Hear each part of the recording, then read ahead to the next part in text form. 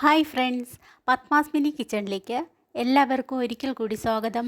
ഇന്ന് വളരെ എളുപ്പത്തിൽ തയ്യാറാക്കാവുന്ന സൂപ്പർ ടേസ്റ്റിയായ ഒരു പാൽപ്പായസത്തിൻ്റെ റെസിപ്പിയുമായിട്ടാണ് വന്നിട്ടുള്ളത്. നിങ്ങൾക്ക് എല്ലാവർക്കും അറിയാവുന്ന വളരെ ഫേമസ് ആയ അമ്പലപ്പുഴ പാൽപ്പായസമാണ് ഞാനിന്ന് തയ്യാറാക്കുന്നത്. ചെറിയ പിങ്ക് കളറുള്ള ഈ പാൽപ്പായസം വളരെ ടേസ്റ്റിയാണ്. നിങ്ങളിൽ കുറച്ച് പേരെങ്കിലും ഇത് ഉണ്ടാക്കിയിട്ടുണ്ടാവും. വെറും 3 ചേരുവകൾ ചേർത്താണ് പായസം തയ്യാറാക്കുന്നത്. കുക്കറിലാണ് പായസം തയ്യാറാക്കുന്നത്. അതുകൊണ്ട് വളരെ ഈസിയായി നമുക്കിത് ഉണ്ടാക്കിയെടുക്കാം. പായസത്തിൻ്റെ ചേരുവകൾ എന്തൊക്കെയാണെന്നും അതെങ്ങനെയാണ് ഉണ്ടാക്കുന്നതെന്നും നമുക്ക് നോക്കാം. 1/2 കപ്പ് അളവിന് പുന്നല്ലരി എടുത്തിട്ടുണ്ട്. ഉണക്കലരിയെന്നും ഇതിന് പറയാറുണ്ട്. പുന്നല്ലരി ഇട്ട് വെക്കുമ്പോഴാണ് അമ്പലപ്പുഴ പായസത്തിൻ്റെ അതേ ടേസ്റ്റ് കിട്ടുന്നത്. അരി നമുക്കൊരു പാത്രത്തിലേക്കിട്ട് ആവശ്യത്തിന് വെള്ളം ചേർത്ത് 2-3 തവണ നന്നായി കഴുകി വൃത്തിയാക്കി വെള്ളം കളഞ്ഞു ഊറ്റിയെടുക്കാം. അരി കുതിർത്ത് വയ്ക്കേണ്ട ആവശ്യമില്ല. കഴുകിയെടുത്ത ഉടൻ തന്നെ നമുക്ക് വേവിച്ചെടുക്കാം. ഇപ്പോൾ അരി വെള്ളം കളഞ്ഞ് നന്നായി ഊറ്റിയെടുത്തിട്ടുണ്ട്. ഇനിയൊരു വലിയ കുക്കർ എടുക്കാം. ഞാൻ 7 ലിറ്ററിൻ്റെ കുക്കറാണ് എടുത്തിട്ടുള്ളത്. 5 ലിറ്ററിൻ്റെതായാലും മതിയാവും.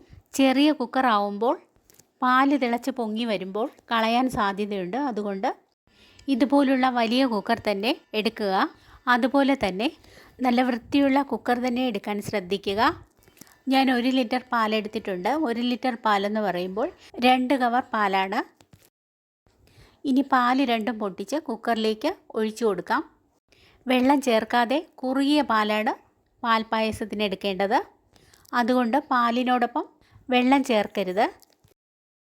ഇനി സ്റ്റൗ ഓൺ ചെയ്ത് മീഡിയം ഫ്ലെയിമിൽ പാല് നന്നായി തിളപ്പിച്ചെടുക്കാം. 1/2 കപ്പ് അരിക്ക് 1 ലിറ്റർ പാല് മതിയാവും. പാല് തിളച്ച് വരുന്ന സമയം നന്നായി ഇളക്കി കൊടുക്കുക. പാലിൽ പാട കെട്ടാതിരിക്കാൻ ഇതുപോലൊരു തവി കൊണ്ട് നന്നായി ഇളക്കിക്കൊണ്ടേയിരിക്കുക. പാലിപ്പോൾ നന്നായി തിളച്ച് വന്നിട്ടുണ്ട്. ഇനി നമുക്ക് ഇതിലേക്ക് അരി എടുത്ത അതേ കപ്പിന് ഏകദേശം 1/4 കപ്പോളം പഞ്ചസാര ചേർത്ത് കൊടുക്കാം. നിങ്ങൾക്ക് മധുരം കൂടുതൽ വേണമെങ്കിൽ അതനുസരിച്ച് പഞ്ചസാരയുടെ അളവ് കൂട്ടി കൊടുക്കാം. ഇനി പഞ്ചസാര പാലിൽ അലിഞ്ഞു ചേരുന്നതുവരെ നന്നായി ഇളക്കിക്കൊണ്ടേയിരിക്കുക. ഈ സമയം എൻ്റെ ചാനൽ നിങ്ങൾ ആദ്യമായിട്ടാണ് കാണുന്നതെങ്കിൽ ഒന്ന് സബ്സ്ക്രൈബ് ചെയ്യണേ. ഫ്രണ്ട്സിനും റിലേറ്റീവ്സിനും ഷെയർ ചെയ്യാനും മറക്കരുതേ. ഇപ്പോൾ പഞ്ചസാര നന്നായി അലിഞ്ഞിട്ടുണ്ട്. ഈ സമയം നമുക്ക് അരി ചേർത്ത് കൊടുക്കാം. ഇനി നന്നായി ഇളക്കി യോജിപ്പിച്ച് കൊടുക്കാം. അരി ഇട്ടതിന് ശേഷം ഒന്നുകൂടി നന്നായി തിളച്ച് വരട്ടെ. വീണ്ടും പാട കെട്ടാതെ ഇളക്കിക്കൊണ്ടേയിരിക്കുക.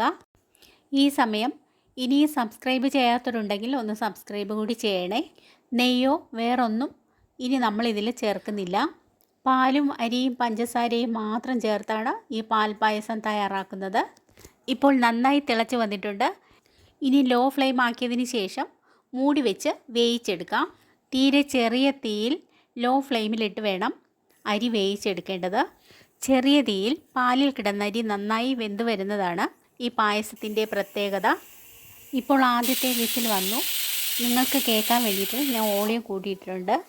വലിയ കുക്കർ ആയതുകൊണ്ട് പാല് തിളച്ച് കളഞ്ഞിട്ടില്ല. 3 വിസിൽ വന്നതിന് ശേഷം സ്റ്റൗ ഓഫ് ചെയ്യാം. ഓഫ് ചെയ്തതിന് ശേഷം എയറെല്ലാം പോയി നന്നായി തണുത്തതിന് ശേഷം മാത്രം മൂടി തുറന്ന് നോക്കാം. നന്നായി തണുക്കാതെ മൂടി തുറക്കരുത്.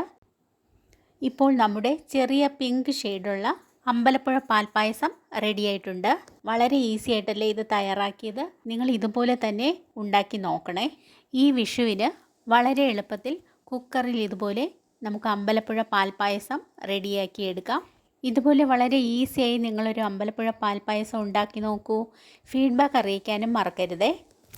ഇനി നമുക്കൊരു ബൗളിലേക്ക് പായസം സെർവ് ചെയ്യാം. കാണാൻ തന്നെ എന്ത് ഭംഗിയാണ് പിങ്ക് കളറുള്ള നമ്മുടെ ഈ പാൽപ്പായസം. അതുപോലെ തന്നെയാണ് വളരെ വളരെ ടേസ്റ്റിയുമാണ്.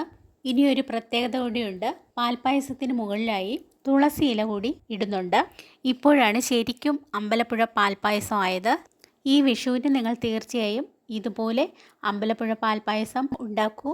എൻ്റെ ഈ റെസിപ്പി നിങ്ങൾക്ക് ഇഷ്ടമായോ? ഇഷ്ടമായെങ്കിൽ സബ്സ്ക്രൈബ്, ഷെയർ, ലൈക്ക്, കമൻറ്റ് എന്നിവ ചെയ്യണേ. ബെൽ ബട്ടൺ കൂടി ക്ലിക്ക് ചെയ്യണേ. നിങ്ങളുടെ അഭിപ്രായങ്ങൾ കമൻറ്റ് ബോക്സിലിടാൻ മറക്കരുതേ. നാളെ പുതിയൊരു ഈസി റെസിപ്പിയുമായി വരുന്നതുവരെ എല്ലാവർക്കും വിഷു ആശംസകൾ.